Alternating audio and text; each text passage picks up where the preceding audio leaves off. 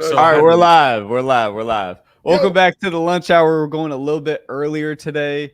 We're supposed to have a guest on. Today is typically going to be debate Friday. Mhm. We're still going to talk about the topic we're going to debate, but we're bringing Josh on specifically to debate this topic because he's super passionate about it. So very, kind of very. sucks that we're not going to be able to debate that, but we'll talk about it. I still have a clip for us to react to. Um, Sure. any thoughts? Lots to cover. Lots to cover, Yeah, really. yeah. Lots that Let's happened talk in the about let's past talk two to about four. this Thursday night game. There it is. Bills, Dolphins. B, you had the Dolphins and me and yeah, Chris had the I Bills, or did. what? Yep. I had the Okay. Dolphins. Okay. Yes, indeed. I'm So sick. Yes, let's indeed. let's talk about Tua, man. Yeah. Chris, you Yeah. played football. You know it in a different way than me and B do. Yeah. What's 100%. I mean, It's time to call it. how yeah, okay. It's Let's talk time to about call it. It's really time to call it. Like after the last one, I would have really, if I was in his corner, told him to call it. And I know he's had those conversations and he's come out and said he strongly considered calling it last time.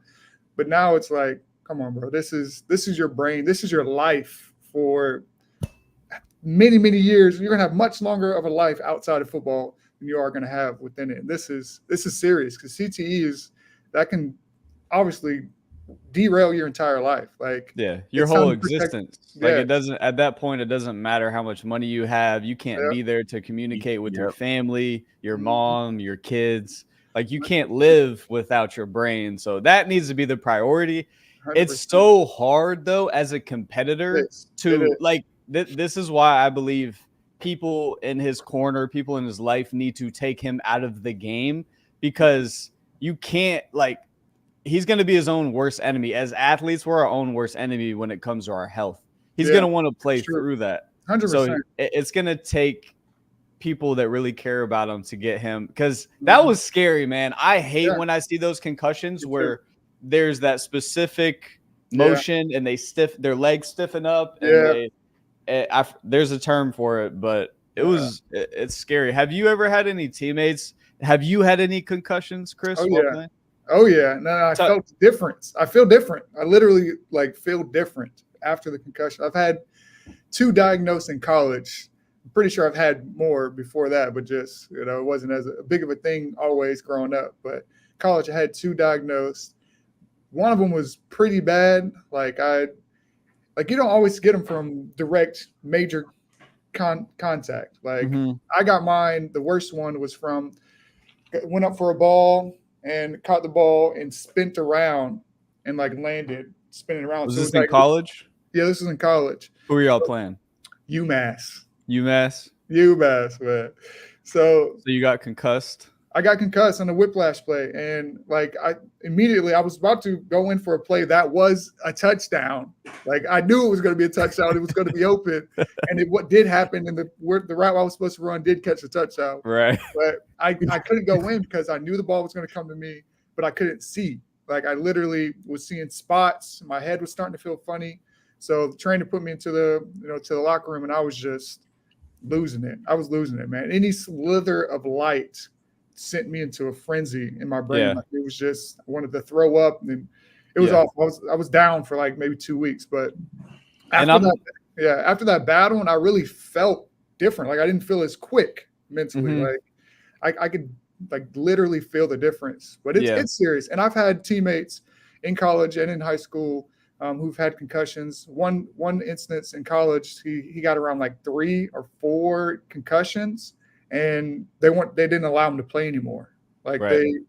they stopped from playing, stayed on scholarship, stayed on the team, and dressed out and everything, but just they said, "Look, man, this is your life that we're thinking Yeah. about here." And I think with Tua, they're happening easier now. Like at some point, I think I'm no doctor. Full disclaimer: I have no idea what I'm talking about. when I say Yeah, this. I don't know the neuroscience. This is completely a Mills gut feeling. This is no science behind it. I just want a disclaimer. But I think I would assume that your first concussion is the hardest to get. But at some point, your brain is doing that as a defense mechanism. So at some point, it's clicking in a little earlier, and those concussions are happening a little bit easier down the road. So the first one, it's new to your body. This is my theory, right? I have no idea, no science behind it. But I would assume, maybe I should research this, that it happens a little easier because the shot he took yesterday was not the shot that he took the first time. The second time where he banged his head against the grass, and we know how violent of it, you especially, Chris, like there's nothing more violent for a concussion than either a knee probably or the grass, the ground. Those whiplash concussions, like lights out, back of the head. But I just think that he's losing. If you give Tua a health bar for like concussions, he's getting, and who knows where he'll be at 10 years if he stops now. We don't know how CTE will affect him if he stops now, but you definitely don't want to continue. This is the ugliest concussion situation I've ever seen in professional football. I've never seen, like, it's apparent, like maybe back in the day before we like had the research and stuff like that, but like this is the worst one we've seen in recent times. And there might be something to what you're saying too. Like there's just a variety of different ways you can get a concussion. Like it doesn't have to be a major impact. Like it literally just be like I had like a whiplash.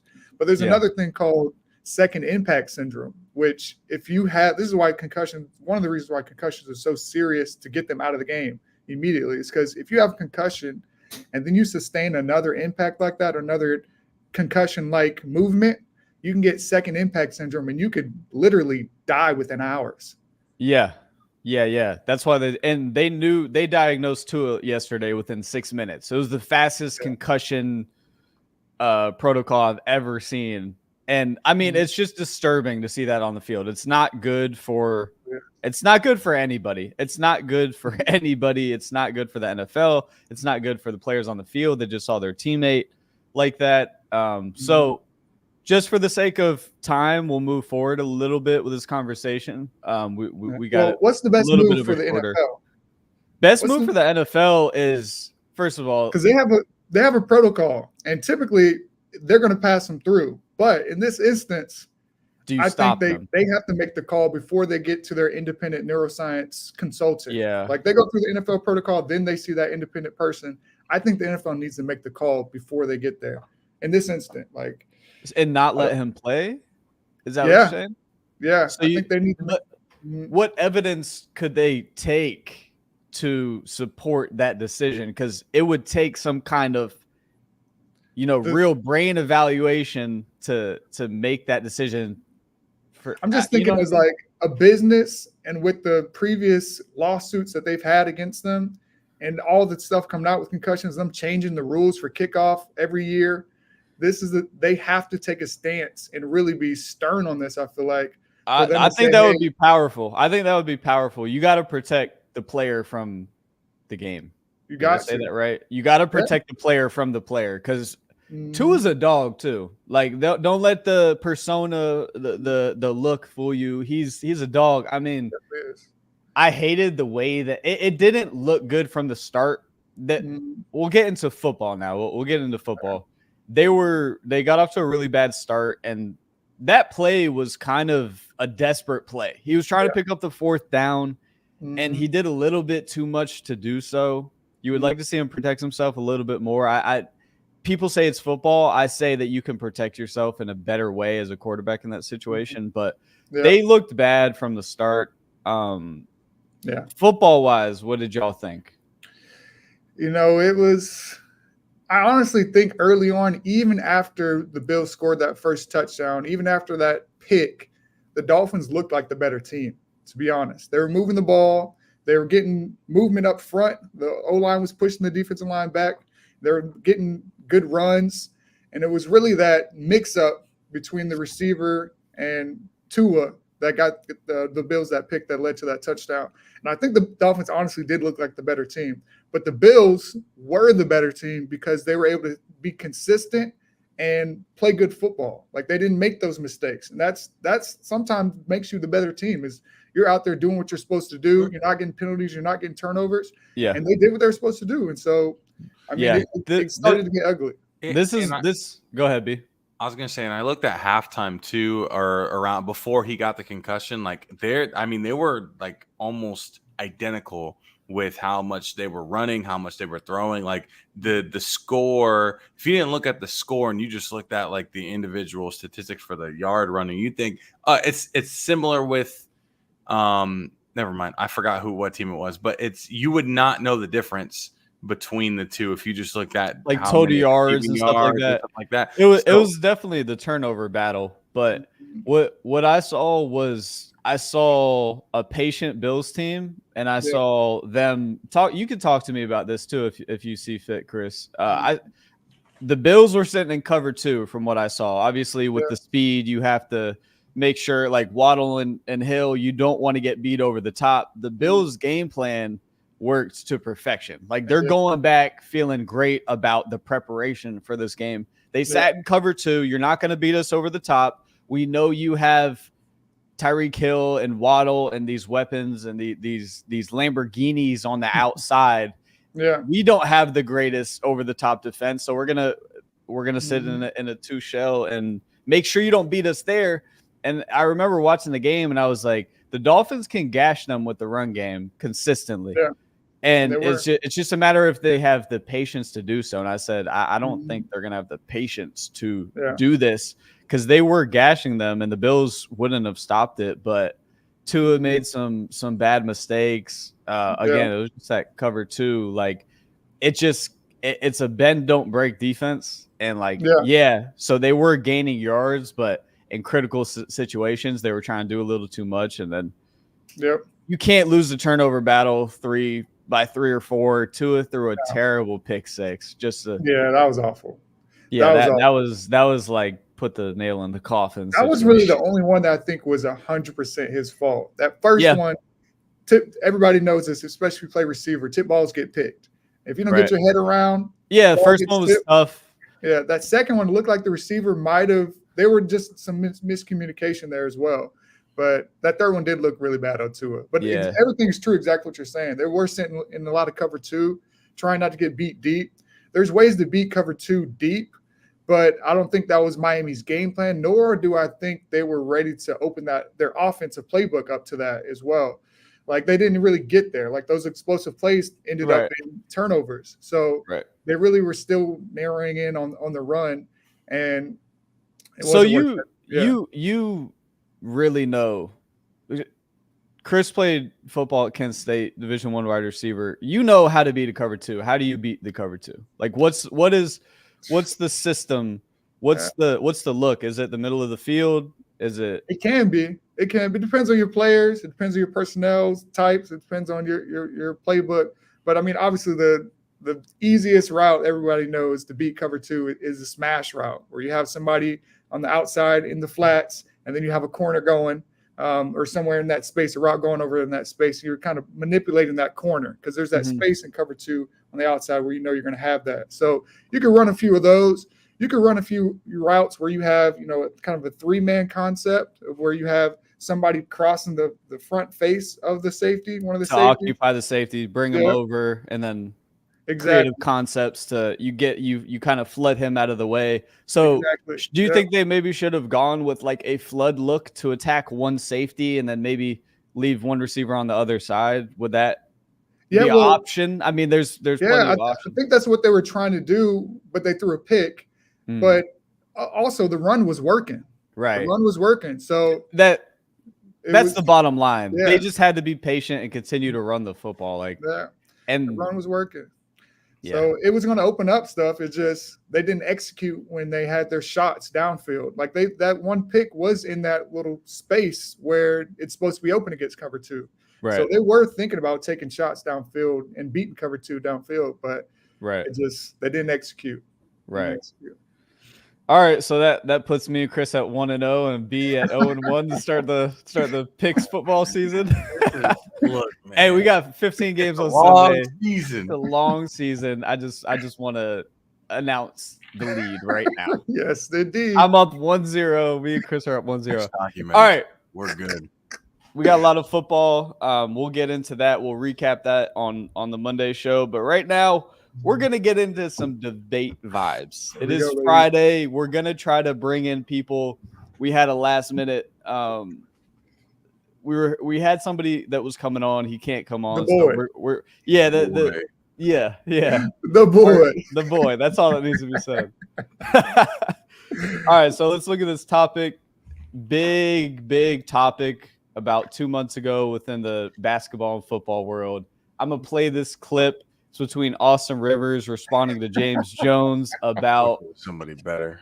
The topic of who you don't like Austin Rivers? No, God, really? no. Oh man. Okay. Such a Florida native. Come on now. What? You might see him I walking think that around makes it Orlando. worse. Watch out, dude.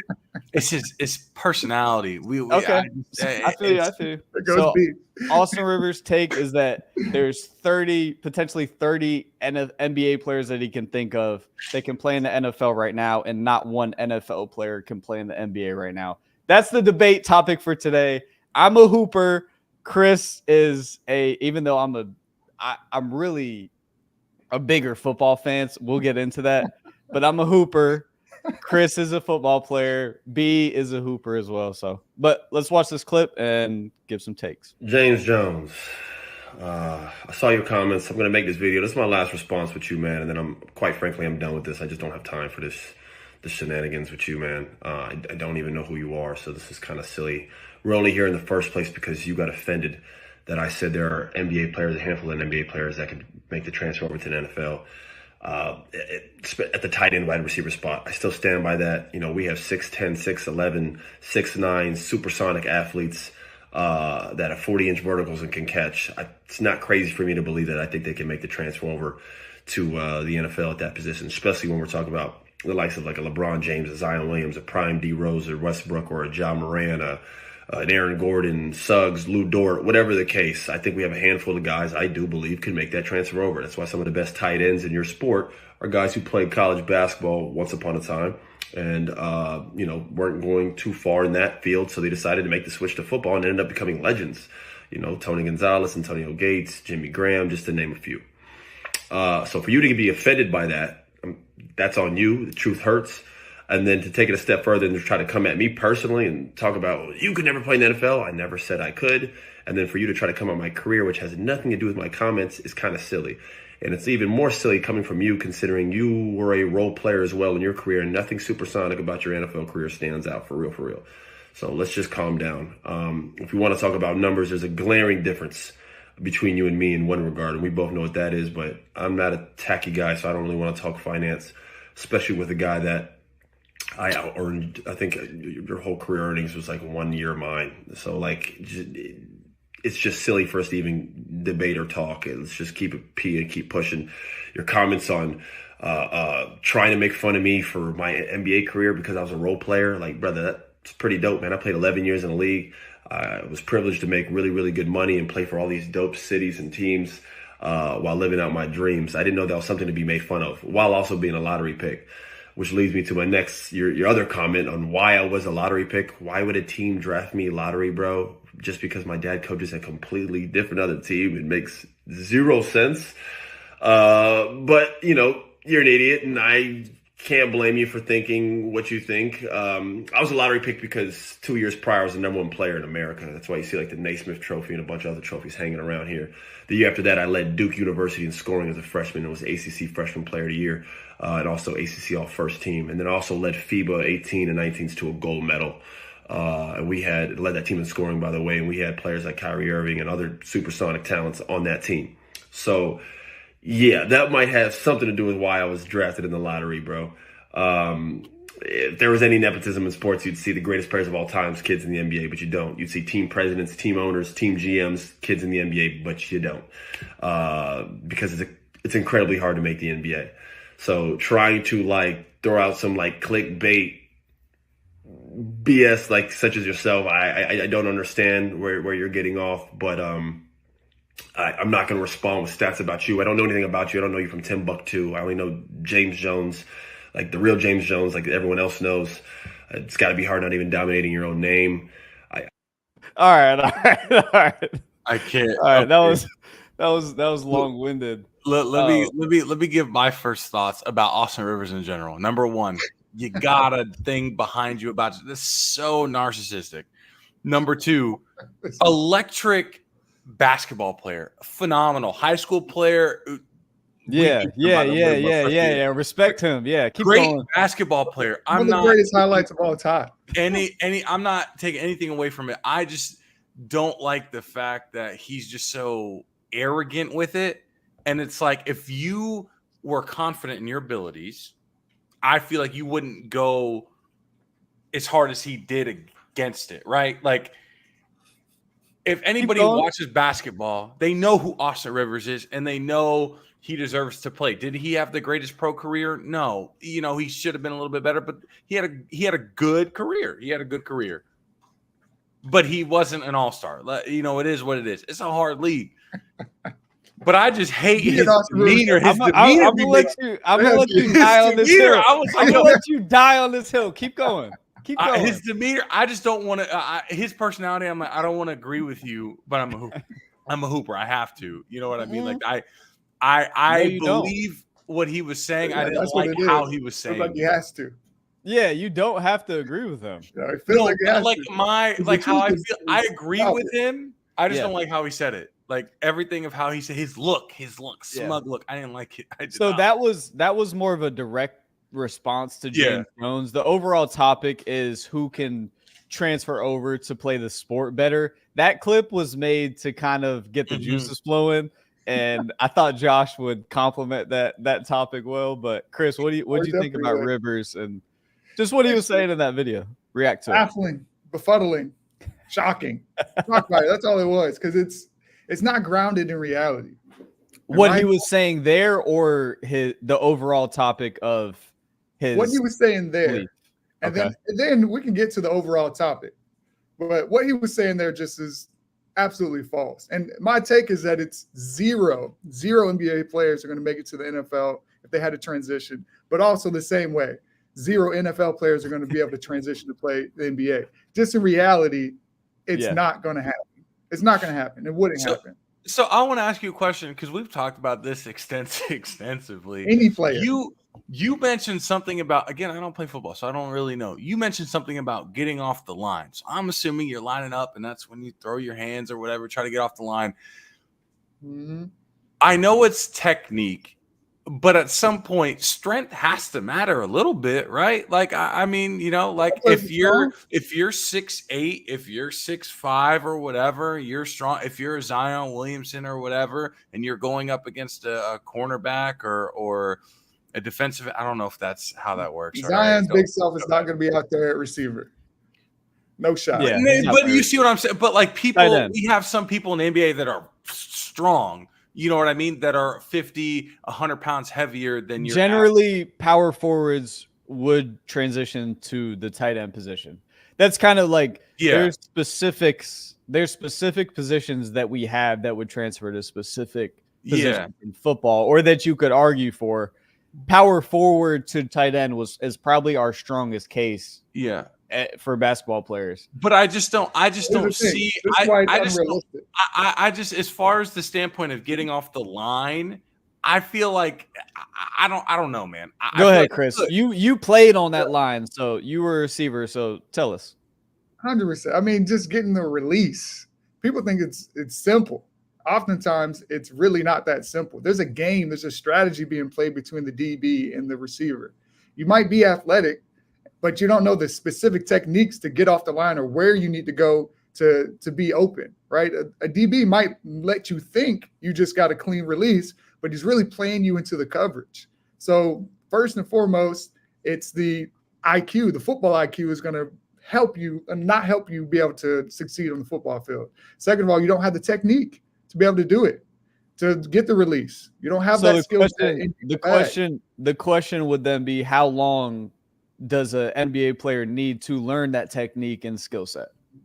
Yeah, and that's why I think it's unrealistic, because no NFL GM is going to allow you to sit there, or NFL coaches or NFL players really are going to sit there and give you a year or so to be able to get right to you can stay on the team and all that, and just so you can get in for a special package. That's unrealistic. Okay. Nobody's Assuming an NBA player finished up their career maybe early, maybe he wasn't a great NBA player. Maybe he was just, maybe he got pushed out of the league and he's 6'8", 250, and he thinks he can go play tight end.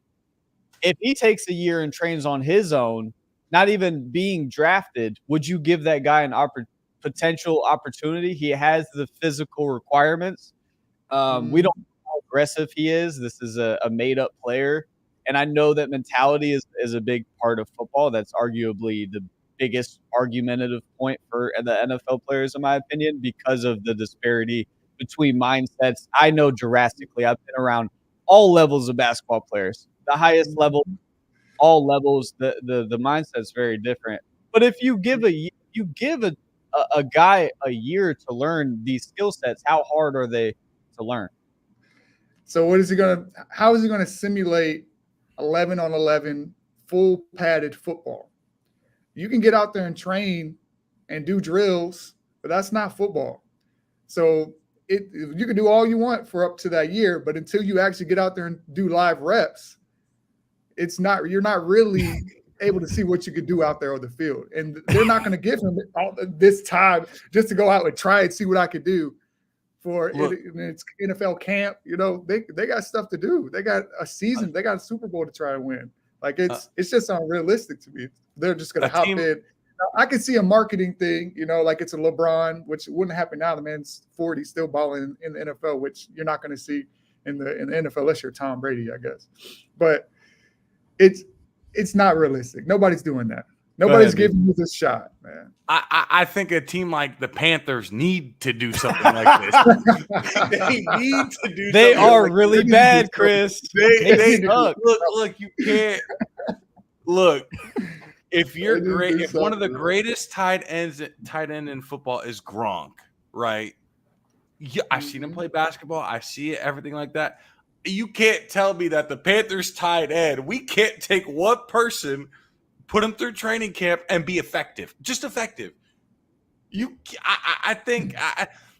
Now, if they came over, what NBA player is going to get down there and block from first, second, and third down in the middle of the field and on the 30-yard line, on your 30-yard line? Which one is going to do that?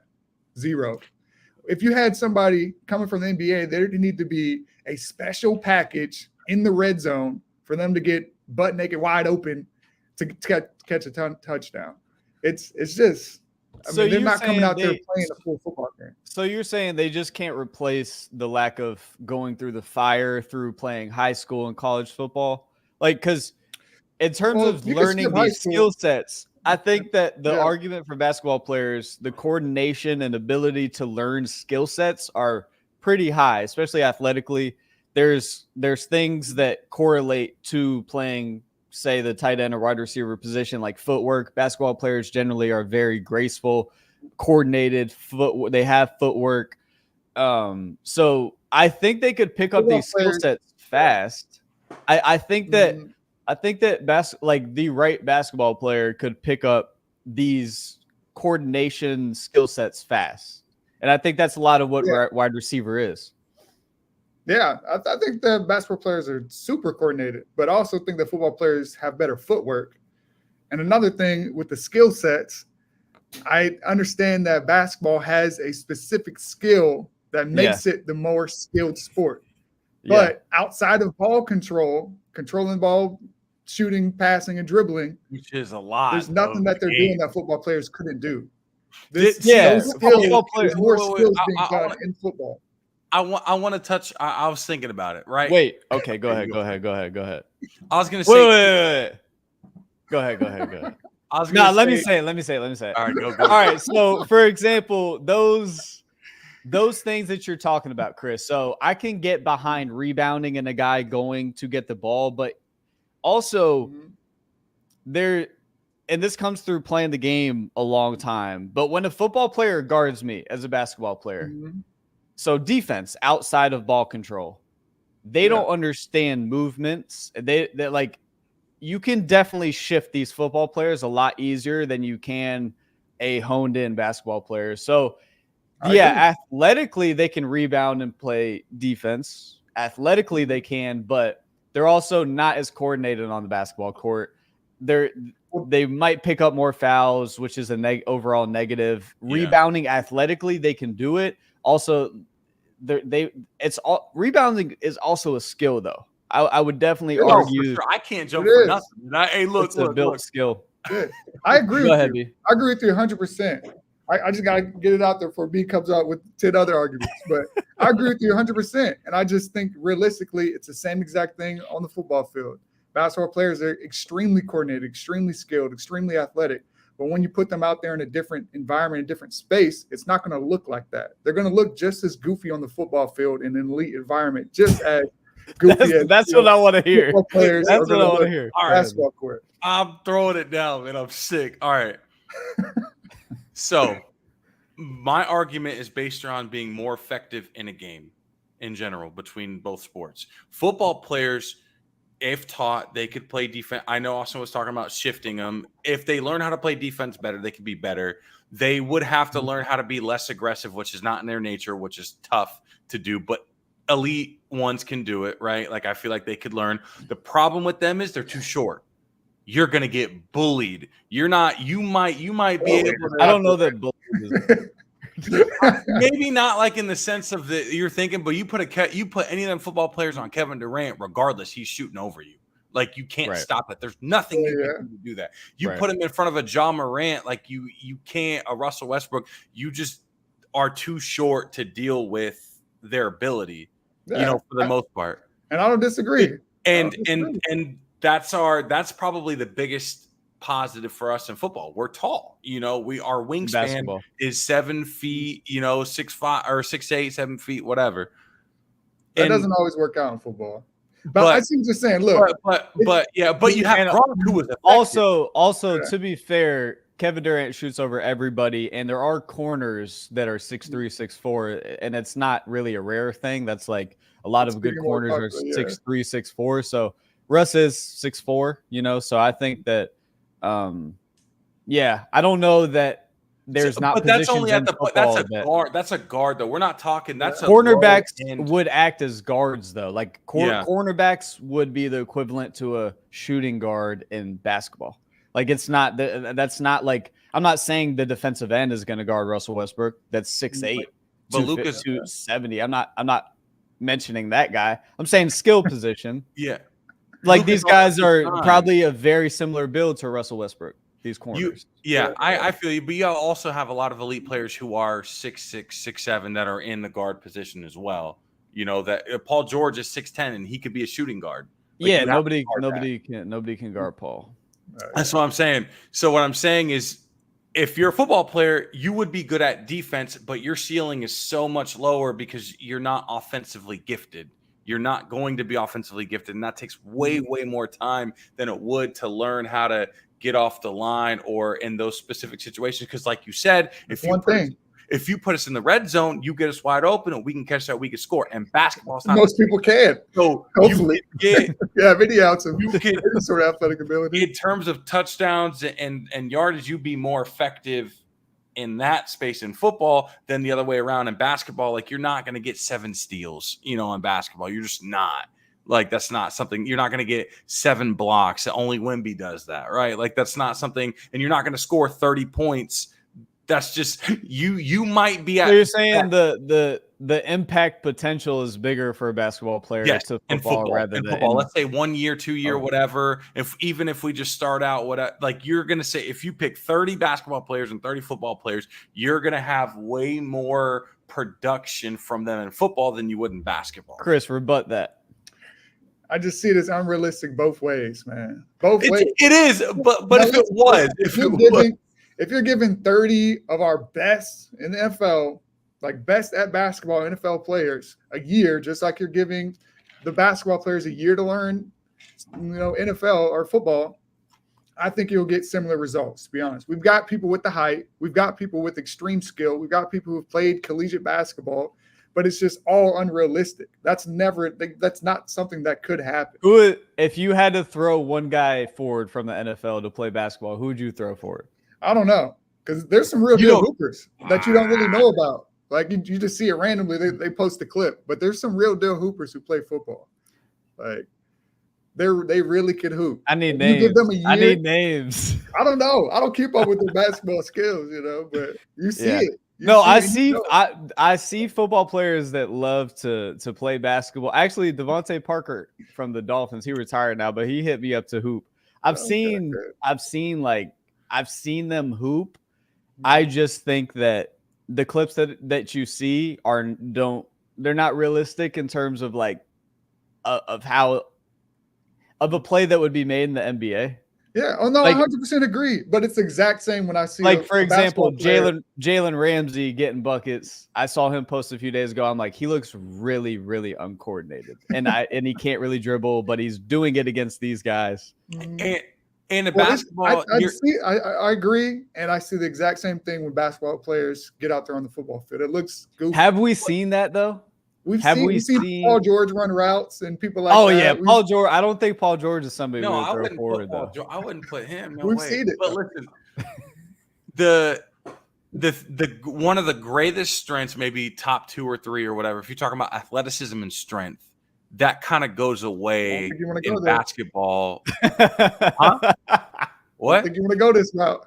I don't think you Let want me to go this finish. route. B. I'm saying that kind of goes Okay. away in basketball in the sense of if you run into somebody like a Wemby, if you run into somebody like a Steven Adams, like let's say you get by somebody, now your second line of defense you either got to shoot that or you going up for a layup. Now you're going up against somebody 6'10", so like I think when you talk about muscling somebody, you're two things. You're either going to get an offensive foul, you're going to get a defensive foul, or now you got to shoot over a 7-footer. Or somebody who's taller like that. And I think that is the part that makes basketball so tough is even if you were to get around somebody and showcase that skill, now your athleticism is going against height and athleticism. So a Dwight Howard, for example, or a Joel Embiid, like those type of players make it that much harder for them to showcase offensive ability outside of that if they can't Yeah. shoot. Same thing's exactly true in football. You're going up against the elite of the elite, most athletic. And let me say this, football players are the most athletic beings, especially in the NFL, in the world. You're going up against them. Let's They're not define gonna- athleticism first. Let's They're do bigger, that. Yeah. faster, stronger. Bigger, faster, stronger. So That's but- not just athleticism. That's not only athleticism, though. Bigger, faster, stronger. We're for What else is sure it? bigger. What We're else is- taller. They're bigger, faster, stronger, more explosive. More agile. Coordinated has to, Matt. So They're football. coordinated. So football player, top speed, no doubt. Strength, no doubt. So and then we would give basketball players height, which maybe is a part of that. Athleticism is It is, also but I the wouldn't say they're ability to bigger. pick up a Vertical. skill. Being athletic is also an ability to pick up a skill when you've I never agree. done it before. I agree. You're talking about kind of like the arbitrary part of athleticism. Like I agree. It's to be able to play in a graceful way is also athleticism. Like the Yeah, way it is. Kyrie plays basketball. If you look down Kyrie's attributes, it's not like he jumps crazy high. It's not like he's super strong. It's not like he's super tall. But his ability to play a sport is also athleticism. So that is a component too. And that's the part that I would give to basketball players. The ability to pick up skills Mhm. and just play as a whole. I think that's the way that basketball players are more athletic. But as far as strength, power, anything that power entails, football players train a different way. They're they're way heavier per player, per height. You know what I mean? It's really not close. The way they train is vicious, and like It's not close. getting better as a football player is almost the weight room. You know, Yeah. Major Once part, you got to be there. You got to live there. once you have that skill set, it's the weight room, and that you got to continue to hone your craft in basketball. Go ahead. I think it's Receivers athletic. are graceful too, though. The receivers are Yeah, graceful too. 100%. Yeah. Like I Stephon think- Diggs route running, and that stuff is It's an incredible. For sure. It's an art. Yeah. And I think there's an added element to playing receiver that you don't get in basketball, which is that physical nature. Being able to be graceful and artistic in your sport, picking up skills, doing very skillful things while having to deal with another elite human being who's one of the best athletes on the planet, being physical with you, trying to stop you from being graceful. Like there's a whole nother added element to even being graceful and being skillful and coordinated in football as well. And I think athleticism, judgment, there's a judgment component to it. For example, like picking up a football and throwing it and judging how much power you have to put to throw it. I think if you pick throwing up a the football different is a sport. skill set. Like No. definitely- I'm saying just in general, when you're talking about athleticism and you're like, okay, how high do I have to jump to dunk a basketball? Like the ability to judge it right off the bat in a first or second time. that's a skill set That's within athleticism. yeah. That's what I'm saying. Yeah. Football players It's have like that. when you talk about a kid being an athlete, it's their ability to play like different sports. Like, you know what I'm saying? Yeah. You're not even really thinking about how big, fast, strong they are. You're like, this kid's an athlete because he's good at these different sports. I do agree. There's a difference between being an athlete and being athletic. for Yeah, sure. and also we're running out of time, but I think the mentality. I can definitely speak for the mentality of basketball versus football, and that's really where it's not close for me. Basketball players, and especially in the NBA, it's unfortunate the way that basketball has kind of been guided by the NBA. I'm not a fan. I thought the Olympics was the best basketball we've seen in a long time. It was physical. Yeah. It brought out the best in all of our players as well as all the other countries. Like the basketball that used to be played was definitely a better style, and we saw more of that in the Olympics. We have better players now, but we need to bring the mindsets back to sharing the ball, playing physical. And in football, they're playing a game that we're just not playing. As a basketball player, we come into a game with honestly a very flow state mindset. Football players there's definitely some fear in there. Like you have to the level of locked in you need to be and the aggressiveness you need to play football is Modern so day different. gladiator. I can go up and down a court and score 40 points and really be chilling mentally and in a flow state. You're not doing that. You're just not doing that in football. It's gladiator. Yeah, it's war. It's a different thing, and I think that mindset breeds, a different kind of individual. I think that is a big difference. So when you think about LeBron taking a hit over the middle, even in his prime, like his knee might get cracked. He just doesn't know how to maneuver in that space. But I wish Josh was here for this conversation because he is the real one to debate this. Like I'm somewhere in between.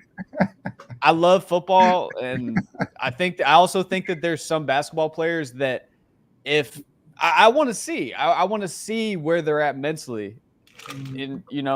Like if Russell Westbrook played receiver, like what he would be like if he took a shot over the middle. And once you see that shot, that's when you can kind of see, okay, he's here and he can do this or he can't. You got to show me. Then you got to show me 100 times again. Yeah, it's not just once. It's not just once. Keep showing me. And you got to not allow that to bring any fear into you 100%. running across the middle again. 100%. Right. B, I know you got to go soon. I do. I got to go. Right now. This isn't over. All right, real quick. We got a question in the chat. Who's better, Tatum or Jaylen Brown? Real quick. I'm going Tatum. Or no, Jaylen Brown. Sorry, I'm tripping. I like Brown, to be honest. I'm going Jaylen. I'm going. I'm not the big I'm basketball. going Jaylen Brown. I'm going Jaylen Brown. All right, B. All right. We're going to close the show out. Appreciate y'all for watching. A little bit of a short show today. We'll be back Monday to talk about how well or bad the picks went. Y'all have a great weekend. We'll see y'all next time. Peace. Peace.